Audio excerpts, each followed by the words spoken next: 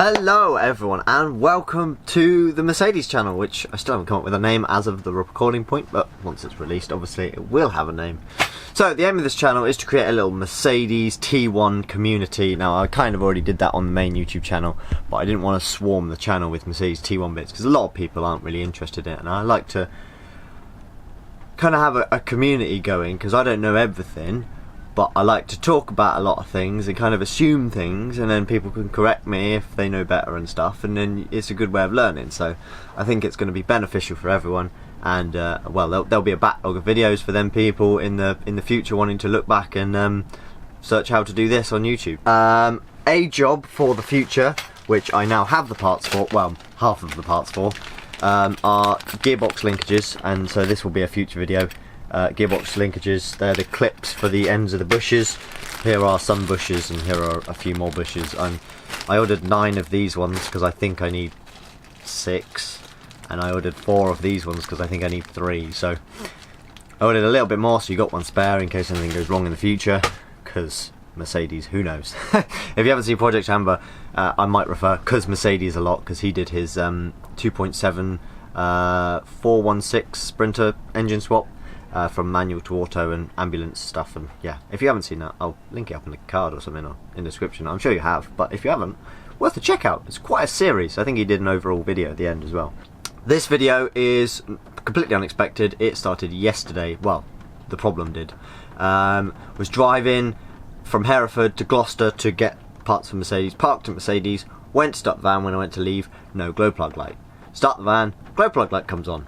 I think that's odd. Turn it off, turn it back on, ignition, no glow plug light. Start the van, glow plug light. I'm like, okay, this probably means there's something wrong with the glow plugs. So it started fine because the engine was hot. Drove fine. I haven't tried it yet because it's 7 in the morning. I don't want to wake everyone up. And yeah, it's consistently like that now. Put it in the Facebook group just to check. Someone was like, yeah, one of your glow plugs is out. I was like, great. It works out about £8 a glow plug, 5 of them for 43 quid, so it's not bad.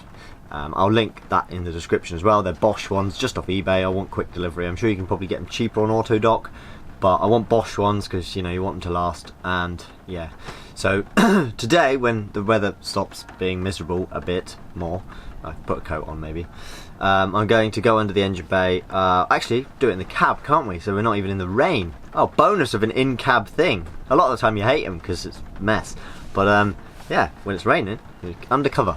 So yeah, I'm gonna take the leads off, someone said. I'm guessing because that matters, to check the resistance with a multimeter.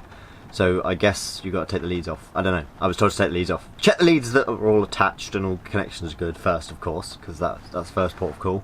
And if all that looks good, disconnect them and get a multimeter and measure the resistance on them. Yeah, I'll get back to you guys once we're there doing things. But right now I'm probably just gonna have breakfast and maybe brave a walk. I don't know, depending on how wet it is. But yeah, we're at Stonehenge. If from the previous channel you'll know, Stonehenge is a great place for taking a van apart because yeah, it's just really nice. We got a few friends about and stuff, but yeah, I'm not going to do anything major. Just disconnect the glow plug leads, check the resistance, see that one's definitely a dud. If that's confirmed, order them. And I say order them, like pointing down here because I've got my laptop open with them there, just on eBay. Get them ordered. Next weekend I'm going to my mates in Anglesey. They should be there by then. They're like fast delivery, and then we can change them and be ready for Scotland.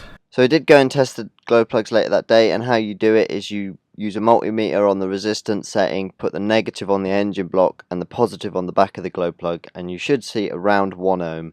And I got 1.2 ohms from the back glow plug, 1 ohm from the one forwards from that, 0.9 ohms from the one forwards from that, and then 350 ohms on the second one from the front, and then nothing from the front one. So I knew something was definitely wrong with the second to the front one, and I knew the front one maybe was playing up a bit.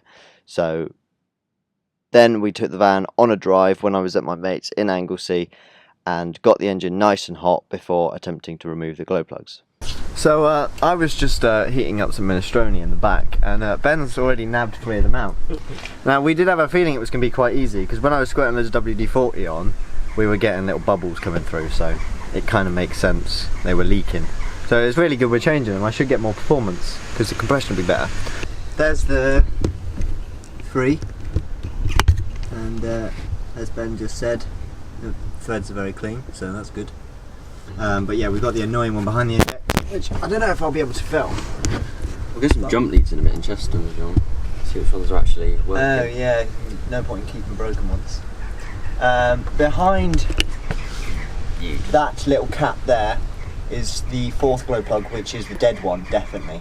So that's the one we're trying to get to now, and that's the one that hasn't been replaced in the past because it was too difficult to get to. They thought, fuck it, why not? So yeah, because that was behind the injector pump, that one. I don't know if you can see it in there. Yeah, you probably can. You can see the nut loose. I'll put an arrow on the screen now. And then there is the ones Ben's taken out. As you can see, there's the whole of the first one, which is the most easy to get to. So yeah, fair play to Ben. He did it while I was lazing about making some, well, heating up some minestrone from the fridge. So Ben just said, what did you just say? So these are like an 8mm nut. Well, they're not an 8. They're not an M8. They're an 8mm head. 8mm hex head, yeah. But these aren't the original ones, which we thought they were. The 10mm ones are original, and they're actually I did clamped, see in the picture there. and they're clamped onto the wiring loom, so you don't have to sort of faff about trying to shove these on. And you're not going to lose it down there. Exactly. Whereas these are a pain in the arse to get out, so I'd be really careful. So is the nut hanging off this one, or have they replaced that? No, they've had to replace. They've replaced that one. And the one behind here that you think hasn't been replaced has had an M8 put on it, so I'd say it has been replaced. Interesting. So yeah, maybe it has. There you are. So the factory ones are 10mm, yeah? Yep. 10mm and attached to the wiring loom, for those wondering, and then it's a 12mm on the actual glow plug itself to get it out. So yeah, for all you 601 and 602 owners, that's what you got. So yeah, as you can see, they did all come out fairly easily. With no real faff, but as I say, just be careful, squirt WD-40 on days in advance and get the engine nice and hot, and yeah, you'll make your life easier.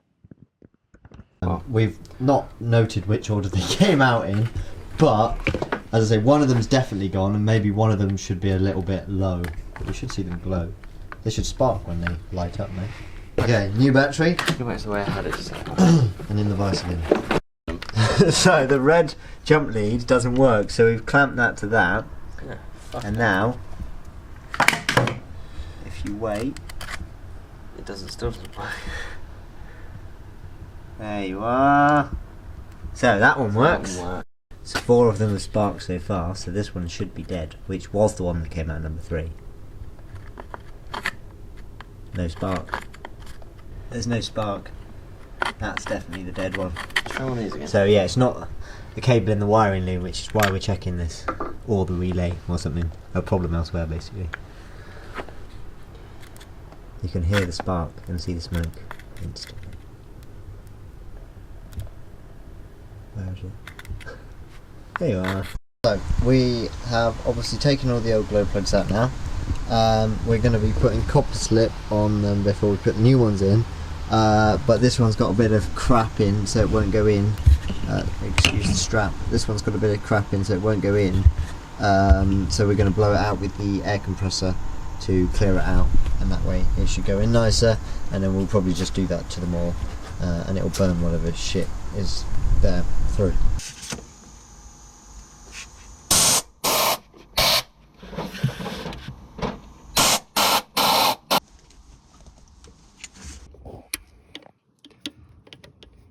Right into Does that go in? Yeah, I've got the thread to catch now. Yeah. So when you're doing up these glow plugs, be very careful that the nut doesn't twist the wire, because it can quite easily snap the ring terminal off the wiring loop, which did happen on one of mine, and then we had to crimp a new ring terminal on. So we're doing these to 19 Newton meters. 19.6. As the handbook says. Yeah. So, well, we were just talking about light, and the lighting is terrible, but we're just going to see if it starts. We've done all the glow plugs, set them to 19.5 Newton meters, as I said, and then just done the backs up very delicately, but that's where we did break a wire. and I had to recrimp a ring terminal on. But now, let's see if the glow plug light turns on. Hey! That's a good sign. We didn't know that before. Make sure it's out here. Give it a sec. Ready, steady, go. Oh, we got gear linkage to do tomorrow as well. Nice. Is that how it normally starts? Well, I didn't have to rev it really then, did I? This time should start very quickly now it's done that once already. That started up so different, really. No. It's basically 2 turns at a time. So. Mission success! That's how you change glow plugs on the OM602 and 601s. I think I'd like to try that, the bubbly thing. Oh yeah, we're going to squirt some WD-40 and see if that, because we had to take one of them out and put the old one back in, the one that snapped. It actually snapped the whole core, which was a shame, so we're going to complain and get another one hopefully sent for free. So we're going to put a load of WD-40 on again and see if we get bubbles, and if we do, then it's as bad as it was before. If we don't, then we've improved another thing, as well as making, well, giving it 5 glow plugs rather than 4.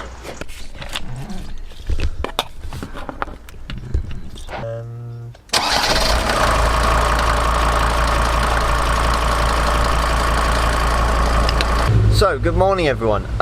We got the glow plugs in, as you saw, and tightened them all up and put some WD-40 around it, and there was no bubbles, so better sealed than it was before. And yeah, it fires up. I mean, I could do a cold start now, but I don't have my keys, so my apologies. But yeah, that's van sorted, which I'm well chuffed about. Glow plugs ready for the winter now.